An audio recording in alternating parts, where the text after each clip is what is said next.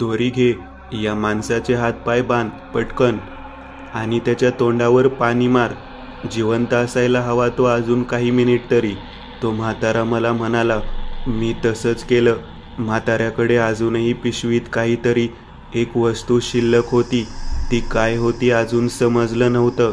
मी त्या बेशुद्ध पडलेल्या मजुराच्या तोंडावर थोडंसं पाणी शिंपडलं. त्याने हळूहळू डोळे उघडले आणि तो आता थोडी चुळबुळ करू लागला. आता जा तिथं आणि सांगितलं तसं कर, वेळ खूप कमी आहे. म्हातारा माझ्यावर ओरडला. मी थरथरत त्या कॉफीनजवळ हातात थाळी घेऊन पोहोचलो. कॉफीन उघडून आत बघितलं आणि छातीत धस झालं. एक प्रेत निजलेलं होतं. अंगावर काळा कोट आणि बेल बॉटम पॅन्ट होती. केस मात्र कानावर आलेले, गळ्यात सोन्याचा क्रॉस, हातात सोन्याच्या अंगठ्या, एक जुन्या मॉडेलचं रिस्ट वॉच, काळवंडलेला चेहरा. 70-80च्या काळात ज्या केशभूषा लोकप्रिय होत्या त्याच पद्धतीची हेअरस्टाईल त्या माणसाची दिसत होती. फ्रेंच कट दाढी होती पण मिशी नव्हती. मी थाळीतील ते पीठ त्याच्या चेहऱ्यावर पसरवलं आणि मग त्याच्या उघड्या तोंडात थोडंसं पीठ टाकलं.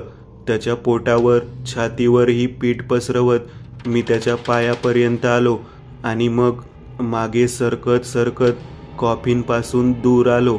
म्हाताऱ्याकडे बघितलं. जमिनीवर गुडघे टेकवून मी नतमस्तक झालो आणि कपाळ जमिनीवर टेकवलं. कॉफीनचं दार उघडल्याचा कर कर असा आवाज माझ्या कानावर पडला. माझ्या छातीची धडधड वाढू लागली. मी मान वर करून समोर पाहिलं आणि माझ्या पायाखालची जमीन सरकली, कारण तो माणूस, ते प्रेत आता समोर उभं होतं. मी त्याच्याकडे बघितलं. त्याने माझ्याकडे बघितलं. एका जनावरासारखा तो अगदी मंद अशा आवाजात गुरगुरला. त्याच्या डोळ्यात एक भूक होती. माझ्या शरीराला कंप सुटला. मी वळून त्या म्हाताऱ्याकडे बघितलं आणि म्हाताऱ्याच्या एका हातात आता ते पिस्तूल आणि दुसऱ्या हातात एक चाबूक होता, रंगीबेरंगी धागे बांधलेला. समोर उभ्या त्या माणसाची नजर माझ्यावरून हटत त्या म्हाताऱ्यावर गेली आणि त्याने 2 पावलं पुढे त्या म्हाताऱ्याच्या दिशेला टाकली. म्हाताऱ्याने हाताला तो चाबूक जमिनीवर जोरात आपटला. चाबूक जमिनीवर आपटल्या आपटल्या समोर उभा तो माणूस जागीच थांबला. तो आसूड, हंटर की तत्सम, ते जे काही होतं त्यात नक्कीच काहीतरी ताकद होती. तो माणूस त्या आवाजाने जागीच थांबून राहिला होता. म्हातारा आता एक एक पाऊल टाकत माझ्या जवळ आला. मी उठून उभा राहिलो. म्हाताऱ्याने माझ्या जवळ येत हातातलं पिस्तूल माझ्या हातात दिलं. अहो, मला का देता हे पिस्तूल तुम्ही? मी गडबडून गेलो होतो. मला काहीच कळत नव्हतं. मला हे देखील माहिती नव्हतं की त्या पिस्तूलचं मी काय करू. म्हातारा माझ्या अगदी जवळ आला. आता पिस्तूल माझ्या हातात होतं आणि पिस्तुलाची नळी म्हाताऱ्याच्या छातीला टेकलेली. माझ्याजवळ येत म्हाताऱ्याने माझ्याकडे बघून एक विकृत हास्य केलं. माझ्या कानाशी येत तो हळूच बोलू लागला. मी तर सुटलो, आता तू भोग, असं म्हणत म्हाताऱ्याने माझ्या बोटाने ट्रिगर दाबत पिस्तुलातल्या 2 गोळ्या छातीत उतरवल्या. मी सुन्न झालेलो. म्हाताऱ्याने तो हंटर माझ्या हातात दिला आणि तो जमिनीवर कोसळला. गुरगुरत तो समोर कॉफीनमधून बाहेर आलेला व्यक्ती आता माझ्या दिशेला यायला लागला. गडबडलेल्या अवस्थेत मी तो हंटर जमिनीवर जोरात आपटला आणि 2-2 पावलं मागे सरकत सरकत खोलीच्या मुख्य दरवाजातून बाहेर पळालो आणि दार लावून घेतलं. काय करावं ते कळत नव्हतं. म्हाताऱ्याने मला शेवट बोललेल्या वाक्याचा अर्थच मला लागत नव्हता. त्याने नक्की असं का केलं हे मी विचार करत काही क्षण खोलीच्या बाहेरच उभा राहिलो. खोलीच्या आतून आता त्या दुसऱ्या बांधलेल्या माणसाच्या किंकाळ्या एकदम कानावर पडल्या. प्रचंड घाबरलो होतो. बाजूला माझे ठेवलेले कपडे मी पटकन अंगावर चढवली. तो हंटर तिथेच टाकला आणि धावत मी आता त्या वाड्यातून बाहेर पळालो. घड्याळात नजर टाकली. 12:30 वाजून गेले होते. वाड्याच्या बाहेर येत समोर उभ्या त्या कारपर्यंत मी पळत आलो आणि पटकन कारमध्ये बसलो. कार सुरू केली. आणि तिथून मी धूम ठोकली. ज्या रस्त्याने आलो होतो त्याच रस्त्याने गाडी वेगाने चालवत अखेर मी परत एकदा वळणे फाट्यापर्यंत येऊन पोहोचलो. मी तर सुटलो. आता तू भोग याचा काय अर्थ असेल. कुठला दिवस होता कोणास ठाऊक. कुठल्या दुर्दैवी क्षणी त्या म्हाताऱ्याची मदत करावीशी वाटली कोणास ठाऊक. आणि त्याच क्षणी मनात कुठेतरी एक जाणीव झाली, एक इच्छा उत्पन्न झाली. खूप सारा पैसा माझ्याकडे देखील असता तर या शहरात यावं लागलं नसतं आणि मग अशा परिस्थितीमध्ये अडकावंच लागलं नसतं. किती बरं झालं असतं. माझ्याकडे लाखो करोडो रुपये असते तर ती गाडी घेऊन मी आता पुण्याच्या दिशेला निघालो. मध्यरात्री घाटाच्या मधोमध येत ती गाडी मी तिथेच रस्त्यालगत उभी केली आणि त्या गाडीतून उतरलो. काही वेळातच मला समोर एक एसटी येताना दिसली जी पुण्याकडे जात होती. मी त्या एसटीमध्ये चढलो. मनात अजूनही धाकधूक होतीच. खिशात शिल्लक असलेले जेमतेम 25 रुपये, त्यातून आता काय साध्य होणार होतं. एसटीचे तिकीट 5 रुपये होतं. मी पुण्याचे तिकीट काढले आणि एका सीटवर बसलो. फार गर्दी नव्हती. जेमतेम 5 लोक होते पूर्ण एसटीमध्ये. गार वाऱ्यावर मला झोप लागली. 10-15 मिनिटे झाली असतील. कानावर कंडक्टरच्या बोलण्याचा आवाज ऐकू आला. एका पॅसेंजर बरोबर त्याचे वाद सुरू झाले होते. पॅसेंजरकडे तिकीट काढायला पैसे नव्हते, पण कंडक्टर त्याला एसटीमध्ये बसू देत नव्हता. तो त्याला उतरायला सांगत होता. मी मागच्या बाजूला वळून पाहिलं. एक अंध व्यक्ती, खांद्याला एक छोटीशी बॅग होती, हातात काठी आणि डोळ्याला काळा चष्मा. त्याच्याकडे तिकीट काढायला पैसे नव्हते का कुणास ठाऊक. मला त्याची दया आली. मी कंडक्टरला विनंती केली की याचं तिकीट मी काढतो. तो माणूस काठी टेकवत टेकवत माझ्या शेजारी येऊन बसला. माझे आभार मानून आता तो माझ्याशी बोलू लागला. तो एक लॉटरी विक्रेता होता. त्याचं तिकीट मी काढलं. ही गोष्ट त्याच्यासाठी अनपेक्षित होती. 5 रुपयांच्या त्या मदतीसाठी त्याने मला त्याच्या बॅगेत हात घालत 50 लाख रुपयांच्या लॉटरीचं तिकीट भेट म्हणून दिलं. मी देखील काही न बोलता ते तिकीट खिशात टाकलं. 3:30-4 वाजता मी पुण्यात उतरलो. उतरताना त्या व्यक्तीने मला एक गोष्ट बोलली होती. उद्या संध्याकाळी या लॉटरीचा निकाल आहे, नक्की बघा, असं म्हणत त्याने मला त्या वर्तमानपत्राचे नाव देखील सांगितलं. काहीच दिशा नव्हती, कोणताच मार्ग नव्हता. ती रात्र मी रेल्वे स्टेशनवरच काढली. मला जाग आली ती थेट दुपारी. चित्रविचित्र स्वप्न पडत होती. कॉफीनमधून बाहेर आलेला तो माणूस मला सारखा स्वप्नात दिसायचा. खिशात केवळ 15 रुपये शिल्लक होते. म्हणता म्हणता विचार करण्यातच संध्याकाळही झाली. बाजूलाच असलेल्या एका वर्तमानपत्र विक्रेत्याच्या स्टॉलजवळ येत मला अचानक त्या अंध व्यक्तीचे शब्द आठवले की आज संध्याकाळी त्या लॉटरीचा निकाल लागणार होता. मी तो पेपर विकत घेतला आणि त्या पेपरमध्ये लॉटरीचा निकाल पाहिला. माझं डोकं सुन्न झालं. मला हसावं का रडावं ते कळत नव्हतं. हर्षवायूने जीव जाईल असं वाटू लागलं, कारण माझ्याकडे असलेले तिकीट पहिल्या नंबरवर आलेलं. मला 50 लाख रुपयाची लॉटरी लागली आणि मला आता त्या म्हाताऱ्याच्या शब्दांवर पूर्णपणे विश्वास बसला होता. तिथून निघताना माझ्या मनात एकच विचार होता की माझ्याकडेही लाखो करोडो रुपये असते तर ही वेळ आली नसती आणि 24 तास पूर्ण होण्याआधीच मला 50 लाखाची लॉटरी लागली होती. आता माझ्याकडे जणू काही एक वरदान होतं. जी इच्छा मी मागायचो ती माझी इच्छा लगेच पूर्ण व्हायची. म्हणता म्हणता 4 दिवस झाले. मला पडणारी ती स्वप्न कमी होत नव्हती. या 4 दिवसात मी माझी राहायची व्यवस्था केली देखील होती.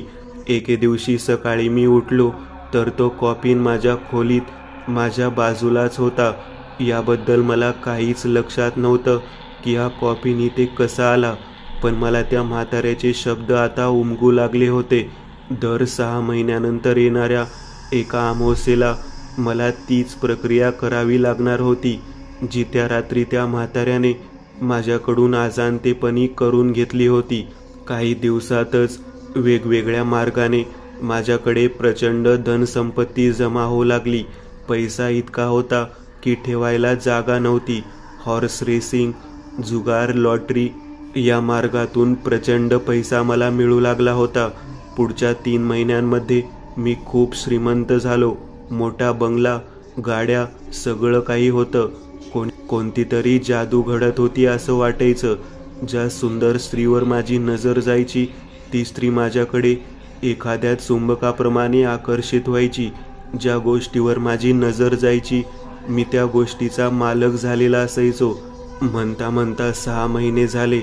6 महिन्यानंतर ती अमावस्या जवळ आली होती आणि मला पडणारी ती स्वप्न आता जास्तच वाढू लागली होती.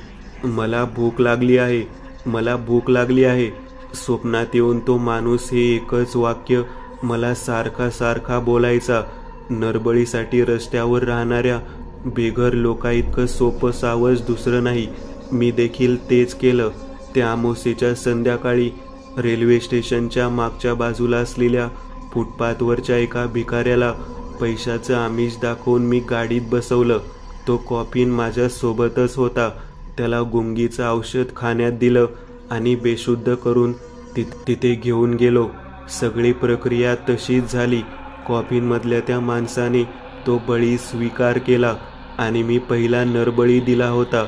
वर्षानुवर्ष असंच सुरू होतं. इतका पैसा, इतकी प्रसिद्धी आणि इतकी सुखी उपभोगत असताना एक दुर्दैवी घटना घडली. रसिकला एकदम ठसका लागला आणि रितेशने व्हिडिओ रेकॉर्डिंग बंद केलं. राजने आता दुसरा व्हिडिओ सुरू केला. रसिकला परत थोडं पाणी देण्यात आलं. रसिक आता परत त्याच्या निमुळत्या तोंडाशी माईक धरत बोलू लागला. अण्णा, कसल्या दुर्दैवी घटनेबद्दल बोलताय तुम्ही? सगळं तर अगदी व्यवस्थित सुरू होतं. आपला कन्स्ट्रक्शनचा धंदा, कपड्याची मिल, आज प्रत्येक शहरात आलिशान बंगले आहेत आपले. असा कुठला धंदा नाही ज्यात आपला पैसा नाही. रितेश म्हणाला. सांगतो. 6 महिन्यापूर्वीची अमावस्या जूनमध्ये होती. तुला आठवत असेल मी घरी सांगितलं होतं की मी दिल्लीला चाललोय. तू म्हणत होतास की मी तुम्हाला एअरपोर्टला सोडतो, पण मी तुला नकार दिला. आपला ड्रायव्हर रामस्वरूप, त्याला मी सोबत घेऊन घरातून संध्याकाळी निघालो होतो. संध्याकाळी 8 वाजता आम्ही घरातून निघालो. रामस्वरूपला ही गोष्ट पूर्णपणे माहिती नव्हती, पण त्याला ही गोष्ट माहिती होती की मी काहीतरी वेडवाकडं करतोय हे त्याला ठाऊक होतं. आम्ही घरातून निघालो. काही अंतरावर गेल्यावरच अचानक कशामुळे ठाऊक नाही, पण माझं BP अचानक शूट झालं. तो घाबरला होता, पण त्याने घरी काही सांगू नये असं मी त्याला सांगितलं. लगेचच मला जवळच असलेल्या एका क्लिनिकमध्ये घेऊन गेला. तिथे डॉक्टरने माझी ट्रीटमेंट केली, पण ते करण्यात जवळजवळ 10:30 वाजून गेले होते. अमावस्या दुपारीच सुरू झाली होती आणि मध्यरात्री 2:21 ती संपणार देखील होती. म्हणता म्हणता आम्हाला तिथून निघायला 11 वाजले. रामस्वरूपची मदत घेणं आता गरजेचं होतं, कारण माझ्यात ताकद कमी होती. हे सगळं करणं माझ्या एकट्याच्याने शक्य नव्हतं. मी त्याला गाडी रस्त्याच्या कडेला घ्यायला लावली आणि त्याला म्हणालो की आज तुझी मदत लागणार आहे मला. आपल्याला एक माणूस हवा आहे, एखादा निराधार भिकारी. स्टेशन किंवा बस स्टँडजवळ तसे लोक भेटतात. त्यातलाच एखादा माणूस आपल्याला हवा आहे. त्याला पैशाचं किंवा खाण्यापिण्याचं कसलं तरी आमिष दाखवून आपण गाडीत घ्यायचं. त्याला खायला देताना त्यात गुंगीचं औषध मिसळायचं आणि त्याला बेशुद्ध करायचं. व्यक्ती फार म्हातारा नसायला पाहिजे, 30 ते 40च्या मधला असायला हवा. त्याला काही कळत नव्हतं मी काय बोलतोय. तो प्रश्नावर प्रश्न करत होता, पण मी मात्र त्याला सगळं काही सांगितलं नाही. मी कारच्या मागच्या बाजूला बसलेलो. माझ्या हातात एक बॅग होती. ती बॅग उघडून मी त्याला दाखवली. त्यात 15 लाख रुपये होते. आज हे काम करण्यासाठी मला तुझी मदत हवी आहे. तू जर माझी मदत केलीस तर हे 15 लाख रुपये मी तुला देईन. अजून पैसे मागत असलास तर अजूनही देईल, असे मी त्याला म्हणालो. तेव्हा कुठे तो तयार झाला. आम्ही स्टेशन रोडच्या मागच्या बाजूला आता आमचं सावज शोधू लागलो. तिथेच रस्त्याच्या कडेला आम्हाला हवा तसा माणूस सापडला. मी रामस्वरूपला सांगितलं की हाच योग्य माणूस आहे. रामस्वरूप गाडीतून उतरला आणि त्या माणसाच्या जवळ गेला. त्या माणसाला त्यांनी खाण्याचं आणि पैशाचं आमिष देऊन गाडीजवळ आणलं. आता गाडीच्या एका सीटवर मी बसलेलो आणि माझ्यासमोर तो भिकारी बसला होता. बिर्याणीचं एक पॅकेट रामस्वरूपकडे पुढच्या बाजूला होतं. घाई गडबडीमध्ये कदाचित गुंगीच्या औषधाचा अतिरिक्त डोस त्या बिर्याणीमध्ये पडला असेल. माहिती नाही काय झालं. कदाचित रामस्वरूप देखील घाबरला असेल. त्यामुळे त्याच्या हातून ते औषध खूपच जास्त प्रमाणात त्या बिर्याणीमध्ये पडलं. मला देखील ही गोष्ट ठाऊक नव्हती. रामस्वरूपने ते बिर्याणीचं पाकीट मागे त्या भिकाऱ्याला दिलं. मी त्याला बोलण्यात गुंतवून ठेवलं होतं. रामस्वरूपने ते पाकीट त्याला दिलं आणि त्या भुकेल्या माणसाने तिथेच ते पाकीट खायला सुरुवात केली. तो अगदी खूप दिवसांचा भुकेला असेल असं वाटत होतं. 5 मिनिटातच त्यांनी ती सगळी बिर्याणी संपवली आणि 6व्या मिनिटाला तो गाडीतच सीटवरून खाली कोसळला. माझा जीव भांड्यात पडला. आता रामस्वरूपला मी गाडी मुळशीकडे घ्यायला सांगितली. रामस्वरूपने गाडी आता मुळशीकडे घेतली आणि जवळजवळ 1:30 वाजता आम्ही त्याच वाड्यासमोर येऊन पोहोचलो. मी आता त्याला सांगितलं की डिक्कीमध्ये ठेवलेला तो कॉफिन आणि हा बेशुद्ध पडलेला व्यक्ती या दोघांना त्याला वाड्याच्या आत घेऊन जायचं आहे. काही वेळातच कॉफिन आणि तो बेशुद्ध माणूस वाड्याच्या आत घेऊन रामस्वरूप पोहोचला होता. रामस्वरूपला मी लगेच सांगितलं की आता तू गाडीत जाऊन बस आणि मी बोलवत नाही तोवर तू इथे येऊ नकोस. तो तिथून निघून गेला. मी बाहेर आलो. अंगावरची सगळी वस्त्र उतरवली. ती थाळी आणि त्या थाळीतलं ते विशिष्ट पीठ घेऊन आतमध्ये गेलो. कॉफिनचं दार उघडलं आणि सगळी प्रक्रिया जशी ठरली होती तशी करायला सुरुवात केली. आणि हेच करत असताना 2 गोष्टी माझ्या लक्षातच आल्या नाहीत, ज्या नंतर आल्या. कॉफिनचं दार उघडून तो माणूस माझ्या समोर उभा होता. माझ्या हातात हंटर होता आणि तो माणूस एक पाऊल टाकत माझ्या दिशेने येत होता. मी नेहमीप्रमाणे हंटर जमिनीवर आपटत एक पाऊल मागं टाकत जात होतो. मी दरवाजाच्या जवळ आलो आणि दरवाजा बंद करून घेतला. पण त्याच क्षणी माझी नजर दूरवर असलेल्या गाडीकडे गेली. गाडीत रामस्वरूप नव्हता आणि तितक्यात आतमधून रामस्वरूपच्या ओरडण्याचा आवाज आला. काही वेळ त्याच्या किंकाळ्या तशाच ऐकू येत होत्या. मी आतही जाऊ शकत नव्हतो आणि मला काहीच कळत नव्हतं की नक्की रामस्वरूपचा आवाज आतून का येत आहे. काही वेळानंतर किंकाळ्या शांत झाल्या आणि मी खोलीच्या आत गेलो. त्याचं अस्तित्व देखील शिल्लक नव्हतं. खोलीमध्ये तो कुठेच नव्हता. त्याच्या रक्ताचे काही थेंब जमिनीवर पडलेले दिसत होते आणि जमिनीवर पडलेला तो माणूस. मी त्या माणसाच्या जवळ आलो. त्याच्या तोंडातून येणारा फेस मी बघितलाच नव्हता. म्हणजे तो माणूस खूप आधीच मेला होता. आणि रामस्वरूप, ज्याला मी बाहेर जायला सांगितलं होतं, माझी नजर चुकवून खोलीतच दबा धरून बसला होता. त्याचं कुतूहल त्याला नडलं. पण ही खूप मोठी चूक होती. एकतर नरबळीसाठी आणलेला माणूस हा जिवंत असायला हवा, पण आमच्या बाबतीत तसं नव्हतं. तो माणूस गुंगीच्या अतिरिक्त औषधामुळे गाडीतच मेला होता. आणि दुसरी गोष्ट, बळी दिला जाणारा माणूस हा कोणत्याही प्रकारे 30 ते 40 या वयोगटातलाच असायला हवा. रामस्वरूपचं वय 61 होतं. ही खूप मोठी चूक होती. हे तेव्हा मला जाणवलं नाही. त्याचमुळे मला वाटलं की सगळं काही नीट झालंय. तो कॉफिन घेऊन मी तिथून निघालो. रामस्वरूपच्या मृत्यूबद्दल वाईट तर वाटत होतं. त्या भिकाऱ्याचं प्रेत मी बाहेर कसं तरी आणलं असेल आणि बाजूलाच असलेल्या झाडीत फेकून दिलं. पहाटे मी पुण्यात आलो. मॅरिएट हॉटेलला चेक इन केलं आणि शांतपणे झोपलो.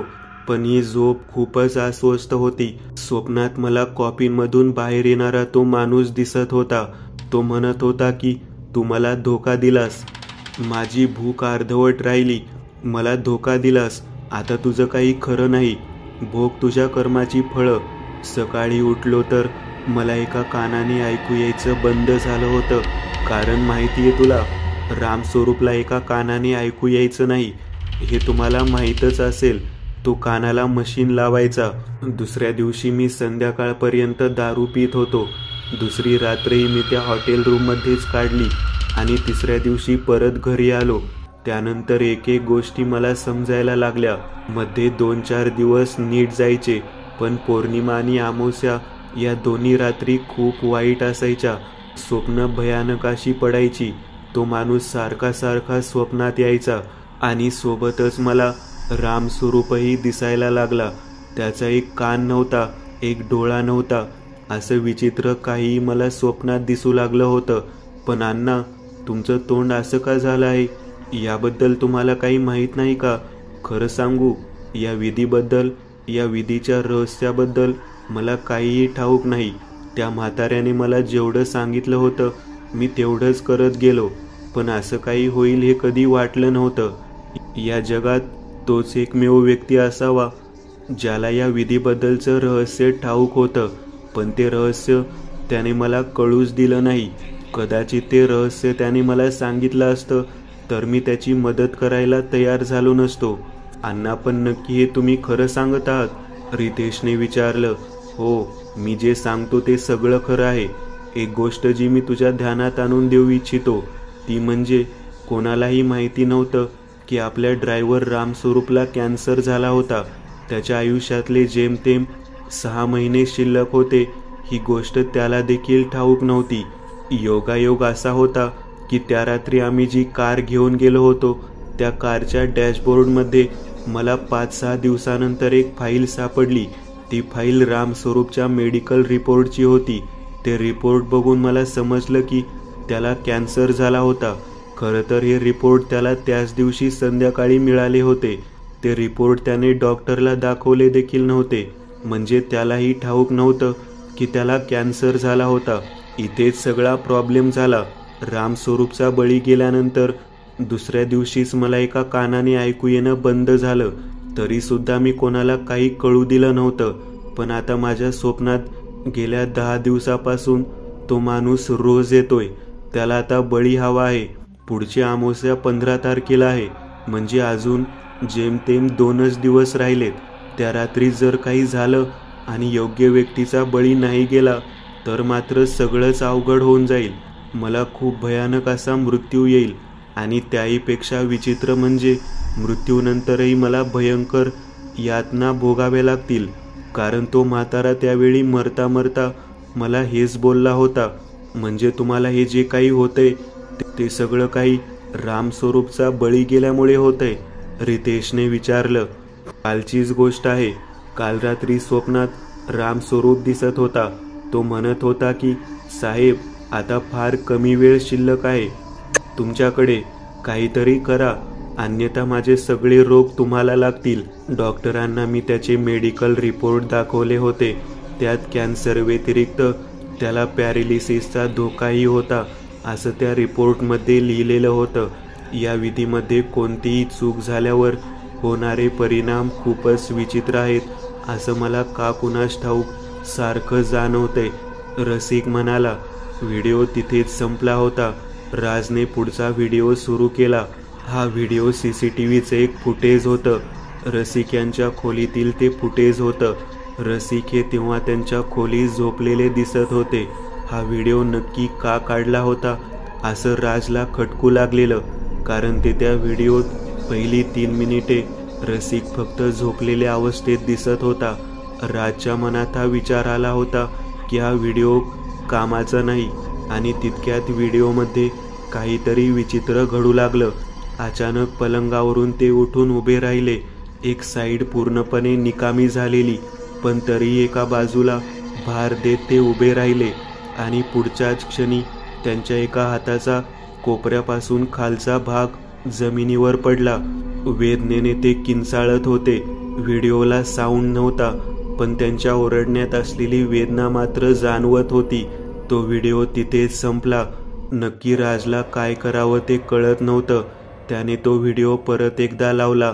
या माणसाचा हात कोपरापासून आपोआप खाली कसा काय पडला? कोणी कापला पण नाही आणि त्या हातातून रक्ताचा एक साधा टिपूस देखील बाहेर पडलेला नाही. हे कसं शक्य आहे? राज सुन्न झाला.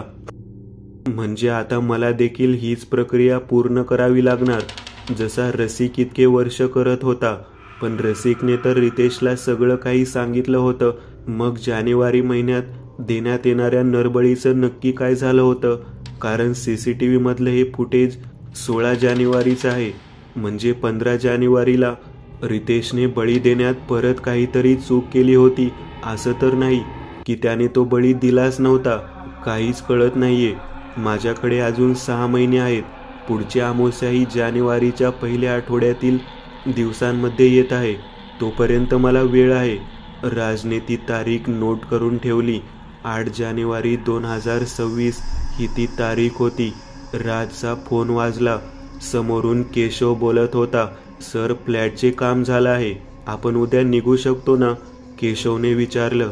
हो, उद्या आपल्याला निघायचं आहे, यात काही शंका नाही, राज म्हणाला. त्याच्या मनात सतत भीती आता दबा धरून बसली होती. मी एका श्रापातून मुक्त झालो आणि आता दुसऱ्या चक्रव्यूहात अडकलोय असं मला वाटू लागले. पण त्याच्या मनातली प्रतिशोधाची ज्वाला अजूनही शांत झालेली नव्हती. ठिकाण शाह रेसिडेन्सी. वेळ दुपारी 3 वाजताची. मिसेस शाह, तुमचं आणि मिस्टर रितेश यांचं शेवटचं बोलणं झालं तेव्हा ते नक्की कुठं होते? इन्स्पेक्टरने विचारलं. सर, ते मुळशीच्या दिशेने चालले होते. ते गाडी ड्राईव्ह करत होते. आमचा शेवट व्हिडिओ कॉल झाला होता. अहो, पण एवढ्या रात्री एकटेच ते नक्की मुळशी भागात काय करत होते आणि कशासाठी चालले होते? बाजूला असलेल्या सब इन्स्पेक्टरने प्रश्न विचारला आणि इन्स्पेक्टरने त्याच्याकडे जरासं रागात बघितलं. माहिती नाही, पण काहीतरी महत्त्वाचं काम होतं म्हणून ते तिकडे चालले होते. नक्की ठिकाण कोणते ते कळलं नाही. पण तेव्हा आमचा फोन शेवटचा झाला. त्यानंतर परत त्यांचा फोन लागलाच नाही. त्यांचं शेवटचं लोकेशन जे दिसलं ते मुळशी गावाच्या अलीकडे नागोटे या गावाच्या इथलं दिसत आहे. त्यानंतर त्यांचं लोकेशन थेट 3:30 वाजता मुळशी गावात दिसत होतं. तिथून काही वेळानंतर ते तामिनी घाटाच्या सुरुवातीच्या भागात कुठेतरी होते आणि तिथून त्यांचा फोन जो बंद झाला त्यानंतर त्यांचं लोकेशन अजूनही ट्रेस होऊ शकलेलं नाही. सर, तसं म्हणायला त्यांच्या विश्वासातली 2 माणसं त्यांच्या सोबत होती. ते दोघेही त्यांचे असिस्टंट कम बॉडीगार्ड असे होते. पण ते दोघे देखील बेपत्ता आहेत. त्यांचं लोकेशन पण शेवटचं तामिनी घाट दाखवत आहे. त्यानंतर त्यांचेही फोन बंदच आहेत. तसेच त्यांच्या गाड्यांचाही काही तपास नाही. रितेश शाह यांची BMW मात्र पुणे स्टेशनच्या इथे पार्किंग लॉटमध्ये मिळाली आहे. सगळीकडे जाताना ते त्यांची तीच कार घेऊन जायचे. पण मग मुळशीला जाताना त्यांच्याकडे ती कार नव्हती. मग ते कोणत्या गाडीने गेले होते नक्की ते काही कळालं नाही. सब इन्स्पेक्टरने तपशील वाचवून दाखवला. मॅडम, तुम्ही काळजी करू नका. आम्ही त्यांचा शोध घेत आहोत. लवकरच काहीतरी कळेल. आणि दुसरी गोष्ट म्हणजे रसिकजी यांच्या निधनाबद्दल ऐकून खूप वाईट वाटलं. त्यांचे या समाजासाठी केलेलं कार्य खूप मोठे होते. पोलीस खात्यासाठी देखील त्यांनी खूप काही केलं होतं, इन्स्पेक्टर म्हणाला. आणि त्या सगळ्यांची रजा घेऊन तो आणि त्याचा सब इन्स्पेक्टर दोघेही बाहेर आले. हे बघ, उगाच मध्ये मध्ये तोंड घालत जाऊ नकोस. खूप पॉवरफुल लोक आहेत ही. आणि मोठ्या लोकांची रहस्य देखील मोठी आणि गूढ असतात. प्रत्येक फॅमिलीमध्ये काहीतरी डार्क सिक्रेट्स लपलेले असतात. इन्स्पेक्टरने सब इन्स्पेक्टरला जरा सुनावलं. सॉरी सर, पण मला वाटलं की हा प्रश्न विचारणं योग्य राहील. कारण इतका श्रीमंत माणूस इतक्या रात्री मुळशीसारख्या सुनसान एरियामध्ये का बरं गेला असावा? सब इन्स्पेक्टर म्हणाला. आपण तपास करतोय ना, काहीतरी मिळेल. सध्या त्यांच्या फॅमिलीची अवस्था बघ. घरातले 2 कर्ते पुरुष एकामागोमाग एक गेलेत. त्यांना थोडं सेटल होऊ दे. आपण 2-4 दिवसांनी परत येऊ. तोपर्यंत तू त्या गाडीचा शोध घ्यायचा प्रयत्न कर, इन्स्पेक्टर म्हणाला.